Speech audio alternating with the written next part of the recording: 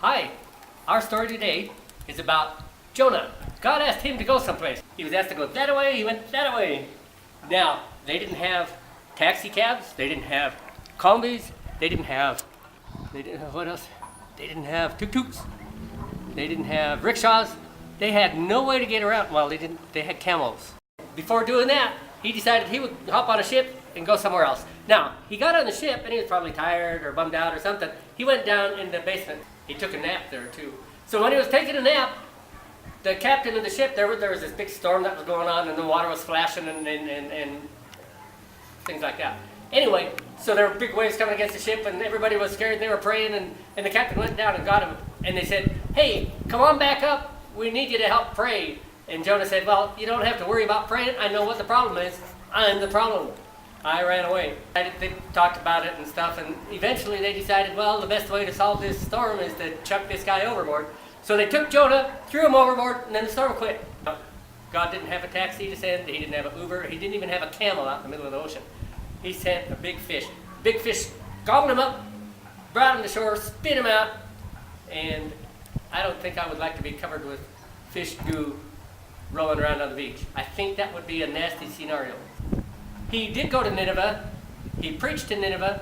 They repented of their sins. They decided to quit sinning.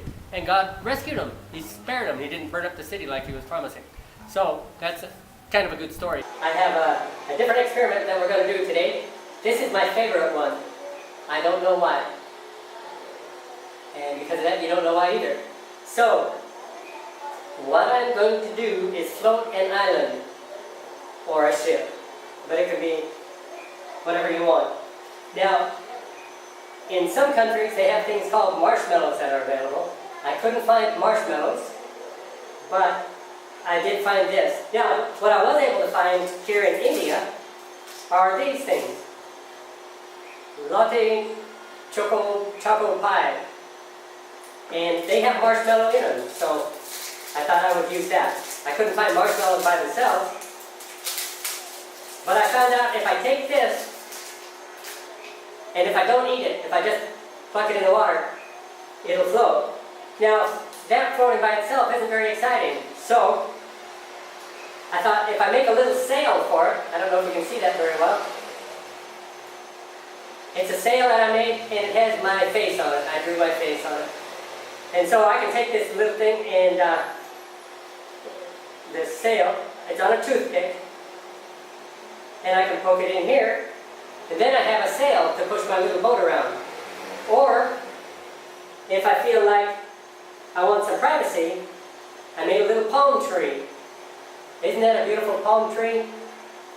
And I can have a little island floating wherever I want. Now, I'm going to set this on here, and you can probably see it in the video there, floating around. Now that's kind of interesting, but one thing that you can do, another thing you can do, is take another container, like this for example. I'm going to put it directly over it, and then push it down. Now I'd like you to notice that it's underwater now. I don't know if you can see that clearly. It's underwater, but it's still floating on the surface of the water. So if you were in there and it was an ocean and there was this big container pushing you down on your little floating island, what kind of things could you see if you looked around in the water? Would you see underwater, you'd see fish and different animals. And so I just wanted you to think about that. I wanted you to think about what might be in the water if you were in a submerged floating island like this. And mostly I wanted you to have fun making your own boat or floating island. To me that seemed like a lot of fun. Hoodly doodly doodly doodly doo doo. Hoodly doodly doo. Hoodly doodly doo.